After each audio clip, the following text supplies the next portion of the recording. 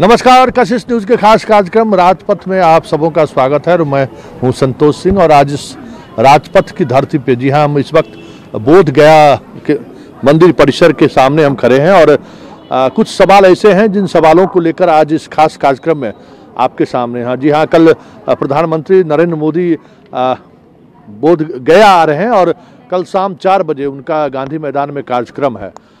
लेकिन सबसे बड़ी बात यह है कि बोध गया की धरती या गया की धरती की अगर हम बात करें तो 1971 से लेके 2014 तक अगर हम बात करें, राजनीतिक पृष्ठभूमि की बात करें, तो लगातार एक दो मौके छोड़ दें तो यहाँ पे जनसंघ से लेकर बीजेपी तक चुनाव जीतती रही है। और यहाँ पे कह सकते हैं कि जब जिस वक्त जनसंघ का दिया छाप, जिस समय में दिया छाप हुआ करता था, उस वक्त भी अगर देश में एक दो सीटें आया करती थी तो उसमें एक गया का भी सीट होता था और इन सीटों से बीजेपी लगातार चुनाव जीतती रही है।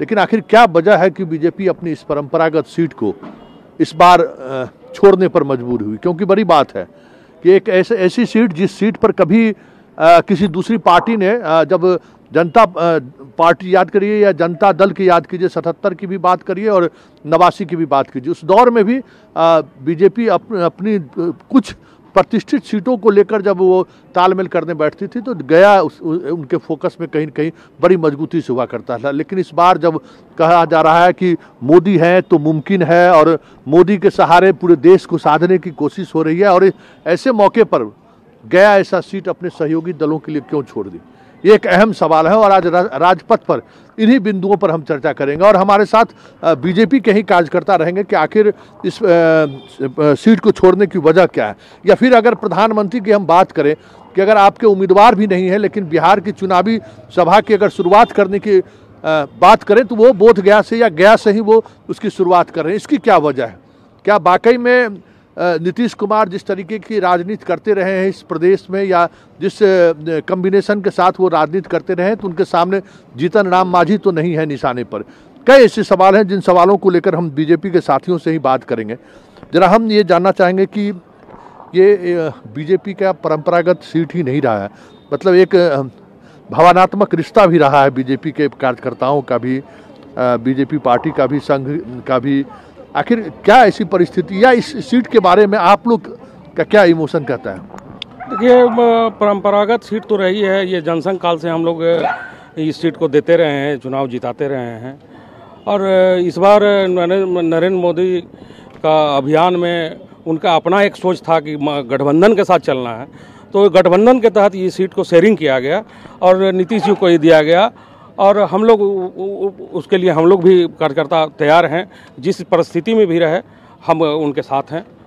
हाँ, ये तो है, स्वाभाविक है, गठबंधन के साथी हैं और प्रधानमंत्री अपनी चुनावी सभा की शुरुआत भी गया से ही कर रहे हैं, तो पार्टी कार्यकर्ता की जो अपनी जिम्मेवारी है उस जिम्मेवारी का आप निर्वहन करेंगे ही।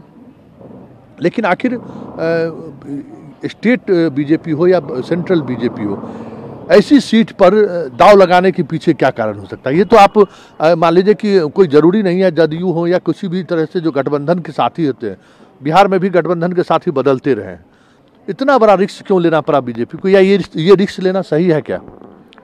और रिस्क लेना आज के परिवेश में अगर बात कीजिएगा कार्यकर्ताओं के, तो थोड़ा सा इस बात का तो मलाल है कि हम मेरे तरफ जो हम आज तक इतना इसको जो सींचे 71 से वो उसको दिया गया है। लेकिन चूंकि गठबंधन की राजनीति पूरे भारत में हो रही है और इस परिस्थिति में हम तैयार हैं, जिस भी परिस्थिति में आया, और इस पर हम लोग ज़्यादा क्या कह सकते हैं। अब ऊपर के हमारे जितने भी बड़े पदाधिकारी रहे हैं वो किस परिवेश में इनको लिए गया कि सीट को, वो उन्हीं लोग बता सकते हैं। हम लोग पर जो जिम्मेवारी दिया गया है हम लोग पूरा करने के लिए तैयार हैं। चलिए, बात होती है महागठबंधन और एक शब्द है जिस शब्द को हम उसकी चर्चा करेंगे कि ये जो महागठबंधन नहीं महाविलय है, महा करके कुछ शब्दों का इस्तेमाल करते हैं नरेंद्र मोदी अक्सर, लेकिन आप महामिलावट, हाँ, बीजेपी का एक प्रचार अभियान भी है कि महागठबंधन नहीं है, महामिलावट है। तो महामिलावट में अगर हम जब सीट वाइज अगर हम बात करें तो ये जो आप बोध गया का या गया का जो आपने सीट छोड़ा है, इसका क्या नाम देंगे आप? जब वो इस इतनी पुरानी, जिस वक्त जनसंघ दिया छाप के सहारे वो चुनाव जीतती थी, तब से आप चुनाव जीत रहे हैं, और गठबंधन के लिए आप, ये तो महा से भी अगर कोई दूसरा कोई शब्द हो तो इस तरीके की चीजें हुई आप लोगों के लिए। देखिए, भारतीय जनता पार्टी के प्रत्येक कार्यकर्ता को अपने नेतृत्व पर पूरा भरोसा है। वो जो भी किए होंगे, नेतृत्व जो भी करता है, भारतीय जनता पार्टी का प्रत्येक कार्यकर्ता उसके साथ रहता है। इसलिए नेतृत्व ने जो फैसला लिया है, हम सभी कार्यकर्ता उस फैसला के साथ हैं, और नरेंद्र मोदी जी को एक बार फिर प्रधानमंत्री हम लोग बनाएंगे। इसमें कहीं ये सीट जदयू यहाँ चुनाव लड़ रहा है, भाजपा चुनाव लड़ रहा है, कोई ये मैटर नहीं है। यह एनडीए चुनाव लड़ रहा है, और हर पूरे बिहार में एनडीए चुनाव लड़ रहा है। अच्छा, ये एक और हम इस पर जानना चाहेंगे कि एक मिनट आप इस तरफ आ जाएं अगर, तो ये वजह क्या रही है जो लगातार 71 से, आप पुराने कार्यकर्ता बीजेपी के रहे हैं, 71 से अगर हम बात करें 71 से लगातार इन सीटों पर जीतती रही है बीजेपी। विपरीत परिस्थिति में भी जब राजद का MY समीकरण या उस तरह की चीज़ें जब तो 2000 छोड़ दें तो बाकी समय आप जीतते रहे। यहाँ पे ऐसा क्या खास रहा है जिस वजह से बीजेपी के साथ लोग जुड़े रहे? हमारा मिशन प्रधानमंत्री नरेंद्र मोदी को प्रधानमंत्री बनाना है। इसी मिशन के तहत नीतीश कुमार का काम, और बिहार की गठबंधन, बिहार में जो एनडीए गठबंधन के तहत जदयू को सीट दिया गया, और मेन हमारा मिशन है ऊपर प्रधानमंत्री को बनाना। इसमें कोई अंतर नहीं है कि जदयू को दिया गया, ये फलना दिया गया। ये सवाल नहीं, मेरा सवाल ये है आपसे कि 1971 से लगातार बीजेपी जीतती रही, एक दो बार को अगर छोड़ दें, इसकी क्या वजह है कि बीजेपी यहाँ लगातार किस वजह से जीतती रही? क्या समीकरण है, या क्यों लोग जिस समय में जनसंघ में पूरे देश में लोग दिया छाप के बारे में सोचते भी नहीं थे, उस वक्त गया के लोग बीजेपी को वोट करते थे? इसकी क्या वजह रही है? आप लोग क्या सोचते हैं? जैसे पहले हम अकेले लड़ते थे, आज हम 3 भाई हो गए हैं, तो 3 भाई में गोटी लगा, जिसका जो शेयर पड़ गया। अच्छा, ये हम आपसे जानना चाहेंगे कि ये आखिर यहाँ पे ऐसी क्या खास बात थी जो लगातार आप जीतते आ रहे थे? सर, यहाँ देखिए, ये जो बुध और विष्णु का एक नगरी है, या शांति का ये नगरी रही है। जब आप बात कीजिएगा लालू जी के समय में, जब पूरे बिहार जल रहा था, उस समय भी बोधगया और गया के वो स्थिति में नहीं थी। थोड़ा सा गया का कुछ भाग था, और बोधगया के तो बड़े कहना ही नहीं है, बहुत शांति रहा है।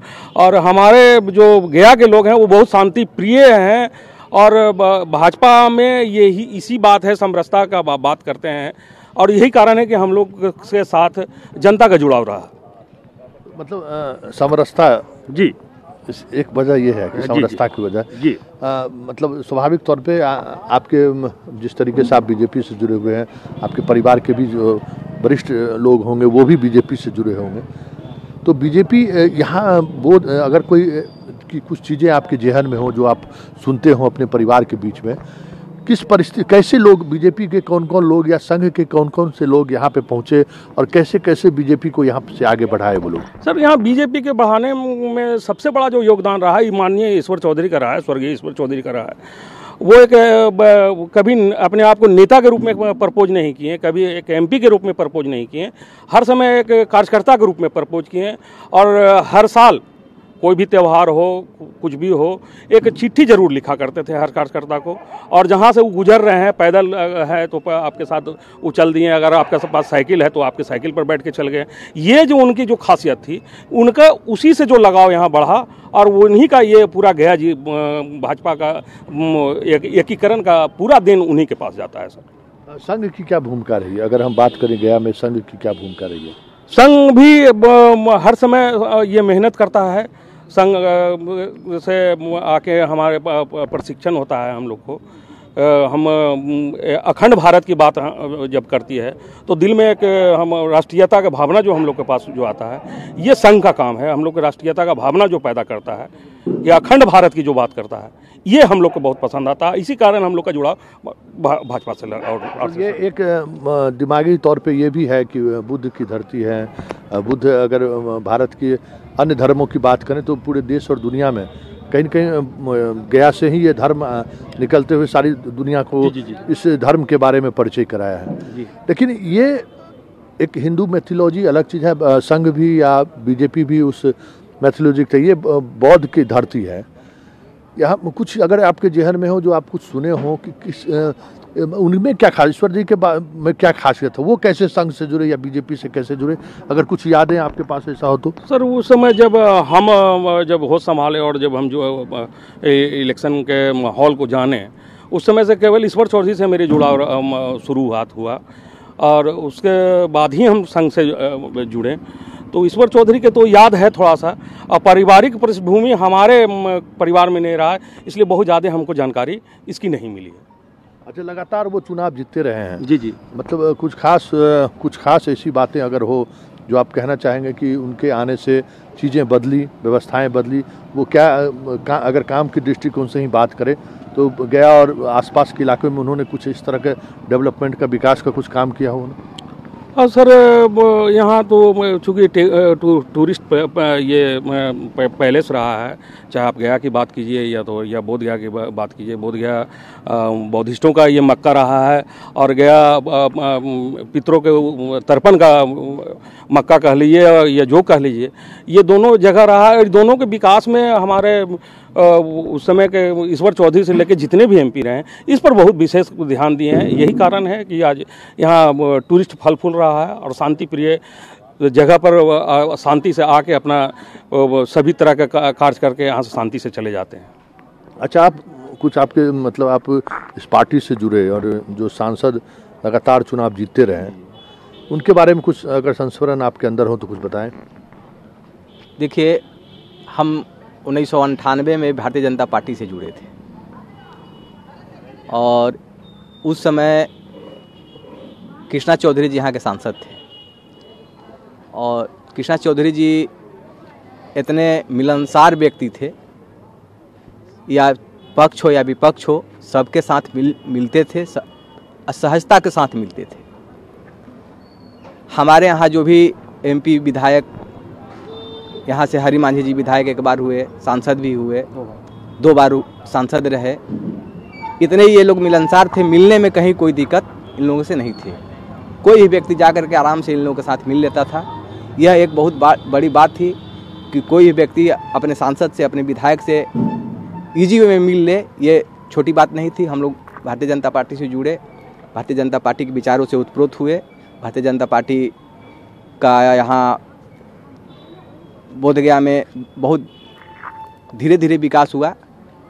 पहली बार यहाँ से विधायक हरि मांझी जी ही बने थे बोधगया से भारतीय जनता पार्टी के। इसके बाद श्यामदेव पासवान जी बने।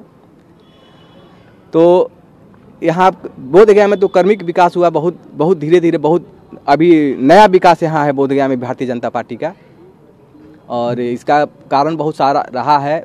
केंद्र में जो भारतीय अटल बिहारी वाजपेयी जी की सरकार रही, उनका जो काम था देश के लिए, उससे भी लोग जुड़े, उन भारतीय जनता पार्टी के विचारों से प्रभावित हुए, लोग जुड़े, इसी तरह से जुड़ते गए और एक पार्टी को शक्ति जनता के द्वारा प्रदान किया गया।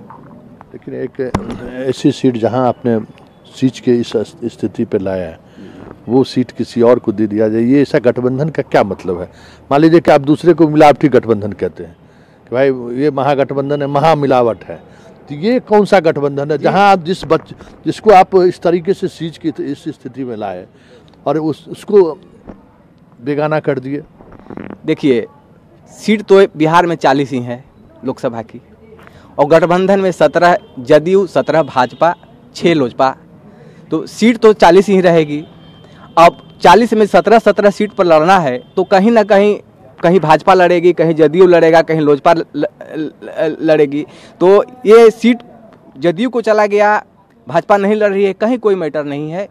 17 सीट पर जदयू को लड़ना था, वो बिहार में ही लड़ती, ये कोई मुद्दा नहीं है। लोजपा को भी 6 सीट, ये मुद्दा नहीं है, लेकिन ये कौन सा मिलावट है, हम ये जानना चाहते हैं। ये मिलावट नहीं है, ये मिलावट नहीं, ये गठबंधन धर्म है, ये गठबंधन धर्म है। और भारतीय, एक छोटा सा ब्रेक ले लेते हैं। देखिए, ये एक छोटा सा हम ब्रेक ले लेते हैं। ये महामिलावट गठबंधन नहीं है, मतलब महामिलावट नहीं है। देखिए, राजनीति में गठबंधन का सिलसिला चल रहा है, पूरे देश में चल रहा है, और कहने को लोग ये समझने की जरूरत है कि अभी फिलहाल बीजेपी किस तरीके का गठबंधन पूरे देश में कर रही है। एक ऐसा सीट, हम बार बार इस राजपथ कार्यक्रम के सहारे हम ये आपको बिहार के लोगों को हम ज़्यादा कोई ये बताना चाह रहे हैं कि ये चीज़ों को समझिए कि राजनीति में गठबंधन धर्म के सहारे किन किन चीज़ों को दांव पर लगाना पड़ता है। एक ऐसा कंस्टिट्यूंसी जहां से लगातार बीजेपी चुनाव जीतती रही है, उस कंस्टिट्यूंसी को भी आखिर मोदी जी की ऐसी कौन सी मजबूरी हुई तो उस कंस्टिट्यूंसी को वो दांव पर लगाए। और फिर बिहार जब उनके वो आ रहे हैं तो उनकी पहली सभा भी इसी धरती से हो रही है। इसकी क्या वजह है? जिस विषय पर हम चर्चा करने रहे कि आखिर मोदी है तो मुमकिन है नारे हैं, और उस नारे के सहारे इस देश के लोकतंत्र को साधने की कोशिश चल रही है। लेकिन आखिर कौन सी ऐसी मजबूरी हुई है, गठबंधन धर्म में ऐसा कौन सी कड़ी जुड़ी जो जिस वजह से वो इस सीट को वो छोड़ना पड़ा उनको? वजह साफ है और वजह समझने की भी जरूरत है। लेकिन हम बात कर रहे थे कि आखिर 71 के में यहाँ से बीजेपी चुनाव जीतती है, इसकी वजह क्या है? तो बातचीत के दौरान में कुछ नई चीज़ें भी जानकारी मिली है कि बउआ जी संघ के जो संस्थापक सदस्यों में से जो एक है बउआ जी, वो इसी गया के रहने वाले थे और उन्होंने संघ के सहारे ईश्वर चंद्र जी को भी प्रेरित किया और उसके बाद वो पार्टी से जुड़े।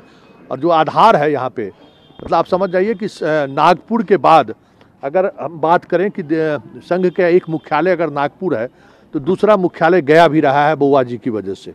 और ये कहीं न कहीं जो उस दौर के जितने बड़े नेता थे, चाहे वाजपेयी जी हो, आडवाणी जी हो, हर कोई इन्हें एक पितृत्व भाव से बउआ जी के साथ उनकी मुलाकात होती थी और उनसे वो मिलते रहते थे। वैसे भी बात के दौर में कैलाशपति मिश्रा भी बिहार में संघ को लेकर अगर हम बात करें, लेकिन गया के बउआ जी रहे। और उस दौर में जिस दौर में संघ कह सकते हैं कि वो स्थिति नहीं थी, राजनीतिक वो हैसियत बनाने की जो उनकी कोशिश हो रही थी, उसका एक प्रयोगशाला के तौर पे बिहार में अगर हम बात करें तो गया भी उस प्रयोगशाला के रूप में। तो जरा अगर उनके बारे में अगर कुछ जानकारी आपके पास हो, बउआ जी के बारे में अगर कोई आपके पास कुछ जानकारी हो, किस तरीके से उनकी क्या कार्यशैली रही थी, कैसे गांव-गांव जाकर लोग संघ के सहारे वो बीजेपी को या जनसंघ से जोड़ते थे, कुछ अगर आपके संस्मरण में हो तो बताएं। ऐसे संघ का कार्य ही है गांव-गांव में, घर-घर में जाकर जोड़ना। बउआ जी संघ के संरक्षक रहे थे और चूँकि गया के निवासी थे और गया में उनका जन्मभूमि था और उन्हीं बउआ जी के चलते घर घर में जाकर वो संघ के बारे में बताया कि संघ का मेन काम क्या है और संघ किसके लिए काम कर रही है। तो जब उस चीज़ को वो आगे बढ़ाए तो गया के लोग, जो भगवान विष्णु की धरती है, तो वो सारे लोग समझे कि नहीं, उनका कहना कि इसी से संघ से लोग जुड़ते गए और उसी के जुड़ाव में स्वर्गीय ईश्वर चौधरी हमारे बउआ जी से जुड़े और ईश्वर चौधरी उसमें अग्रणी भूमिका निभाए, जिसमें कैलाशपति मिश्र की भी भूमिका रही है गया के संघ के संस्थापक या गया के संघ में आगे योगदान में। तो अग्रणी भूमिका के चलते ईश्वर चौधरी को यहाँ, और ये सीट आरक्षित सीट था इसलिए ईश्वर चौधरी अग्रणी लाइन में थे, इसलिए उनको दिया और वो पार्टी के लाइन पर खरा उतरे हमेशा। यहाँ मूल जो कारण है जो आप हमेशा देख रहे हैं कि गया के सांसद बीजेपी जीतते आ रहे हैं, इसका सबसे बड़ी चीज़ है कि जो पार्टी अनुशासित भाजपा है, तो जो पार्टी के सांसद होते हैं वो पार्टी के लाइन पर जनता के बीच कोई हवाई नहीं जाकर जनता के बीच जाके काम करते हैं। इसका बिहार में और दूसरा सीट तो है नहीं, ऐसा नहीं कि हर जगह अनुशासित इन लोग रहते होंगे, लेकिन और जगहों पर ये गया में जीत का ये जो परसेंटेज आप यहाँ गया में है, वो परसेंटेज बिहार के और किसी लोकसभा कॉन्स्टिट्यूंसी में नहीं है। ये इसलिए ये बातें हम कर रहे थे कि आखिर कहीं न कहीं कुछ बातें, संघ का यहाँ मजबूत जड़ है, इसलिए भी यहाँ उनका भी योगदान है। मैं अहम भूमिका बाबा ये इनका बउआ जी का रहा है। इस संघ से बहुत लगाव है गया के, खास करके लोगों के, बोध गया के लोगों के। अच्छा, आपसे भी जानना चाहेंगे कि कुछ अगर संस्मरण में हो कि जैसे चर्चा में ही ये सामने आया कि बउआ जी यहीं के रहने वाले, और अब हम कह सकते हैं कि नागपुर के बाद अगर संघ की अगर हम बात करें तो उस दौर में गया की भी एक बड़ी भूमिका रही। और हमें लगता है कि इसकी एक बड़ी वजह ये रही कि हिंदू धार्मिक परंपराओं का पूरे देश से कहीं न कहीं अगर हम बात करें तो उनका पिंड दान की वजह से एक अपना रिश्ता भी रहा है। उस रिश्ता में भी संघ की भूमिका रही होगी, उसको प्रचार प्रसार या जोड़ हिंदुत्व भाव को के लिए प्रेरित करने के लिए करें। तो वो दौर, उस दौर के बारे में अगर कुछ जहन हो, जो बातचीत होती होगी, तो वो अगर कुछ हो तो आप हमें बताएं। तो उस समय जो ईश्वर चौधरी से हम लोग जो हम बात होती थी, ईश्वर चौधरी का जो सादगी था वो साधारण जल्दी मिलता नहीं है। वो समझिए ईश्वर चौधरी साक्षात ईश्वर थे और उनका जो ये जो एक उनमें था अपने आप में जो सीधापन कह लीजिए। अच्छा, अब कुछ पॉलिटिकल सवाल हो। जी जी हाँ, कल प्रधानमंत्री आ रहे हैं। जी जी। अभी जदयू के पार्टी के दफ्तर का भी हाल हमने देखा है कि क्या उनका हाल है। अभी आपके जो एमएलसी हैं वो पूरे प्रधानमंत्री के कार्यक्रम का उन्हें जिम्मेवारी दी गई है, वो इस काम को देख रहे हैं। थोड़ा भी दिल में कसक नहीं है कि ऐसी गठबंधन से क्या मतलब है, जहां हम अपने कह सकते हैं कि सबसे जो सीने में लगाने वाला जो बेटा कहे, जिसको कलेजे में लगा के आप पार्टी भी रखती थी, वो हम उस कलेजे को टिकुरे को हम किसी पड़ोसी को दे दें। कसक तो है, लेकिन अब गठबंधन धर को तो निभाना पड़ेगा। कसक तो है, सभी में कसक है, इसमें कोई शक लगे हैं। लेकिन जब हमारे शीर्षस्थ नेतृत्व में इसको गठबंधन में दे दिया, हम एक कार्यकर्ता हैं, कार्यकर्ता का ध्येय होता है अपने जो भी यहाँ सिंबल लेके आए हैं उसको वहाँ तक पहुँचाना, उस सदन तक पहुँचाना जहाँ से निर्णय होता है देश के विकास का। तो फिर ये कसक भी हम लोग के दिल से अब निकल गया है। अब एक ही धर्म है मेरा कि यहाँ जो भी हैं हमारे कैंडिडेट विजय मांझी जी हैं, उनको उस सदन तक पहुँचाएं और वो हमारे विकास करें। आप लोगों को मेहनत तो बड़ी करनी पड़ेगी, क्योंकि फूल कमल का फूल छाप तो आप घर घर तक पहुँचा दिए थे। अब एक नए गठबंधन के साथी का तीर को पहुँचाना है। तो जो आपके पुराने वोटर होंगे, जो कमल के फूल से जिनका कह सकते हैं इमोशनल रिश्ता होगा, वो तो बड़ा मुश्किल में पड़ेंगे जब ईवीएम में फूल दिखाई नहीं देंगे। तो उनको तो हम बता रहे हैं कि हम मिशन नरेंद्र मोदी और सिंबल मेरा तीर है। इसलिए मोदी जी बिहार आए तो पहली सभा वो गया में कर रहे हैं। उनका तो कार्यक्रम वही जाने के कैसे कैसे उन लोग का कार्यक्रम तय होता है। पहला चूँकि फर्स्ट फेज का इलेक्शन है तो गया से ही शुरुआत हुआ, और इतना बढ़िया धरती कहाँ मिलेगा। पिछले बार भी मोदी जी आए थे गया? जी जी, पिछले बार भी आए थे। बहुत कुछ वादा करके भी गए थे। वादा तो पूरा हुआ है सर। कुछ बताएं जो हम चाहेंगे कि लोगों को बताइए।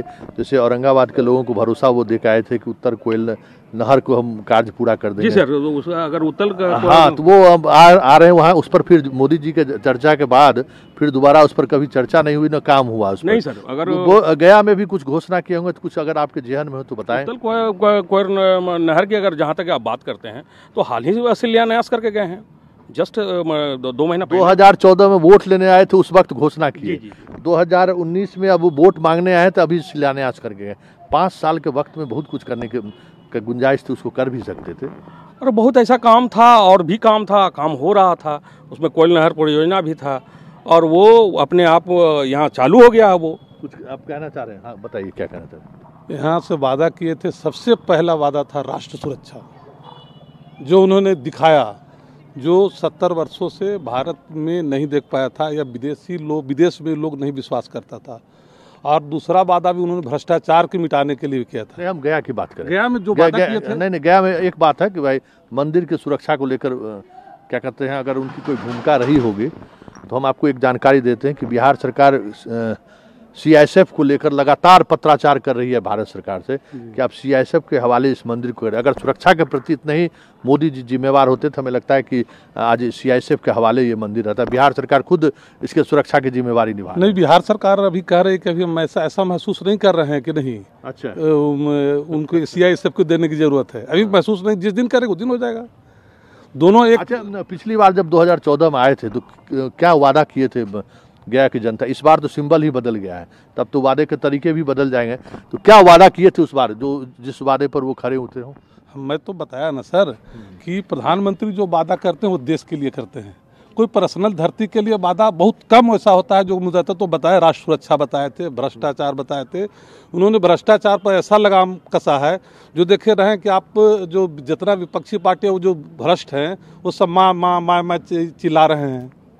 तो उन्होंने वो वादा पर खरे उतरे हैं, और वही खरा उतरने का परिणाम है कि फिर 2019 में आगे। अच्छा, हमको एक चीज बताइए, बहुत भ्रष्टाचार पर बात करते हैं हम लोग। पटना से अभी गया आपके है जी, थोड़ा आप लोगों के जेहन में नहीं लगता है जिस तरीके से इंटरनेशनल जगह है, एक सड़क भी आप लोग नहीं बनवा पाए? कहाँ सड़क जी, कहाँ बताइए ना, आप कहाँ पटना से गया आए हैं? हाँ, आप जहानाबाद के बीच में देख रहे होंगे कि तो वो 4 लेन है, अब 4 लेन में काम लगा हुआ है, उसी सड़क के बारे में बात कर रहे हैं सर। सर उसी सड़क की बात कर रहे हैं जिस सड़क के सहारे आपके मंत्री जी दावा करते हैं कि हमने इतनी सड़कें बना दी जो आज़ादी के बाद नई सड़क बनी है।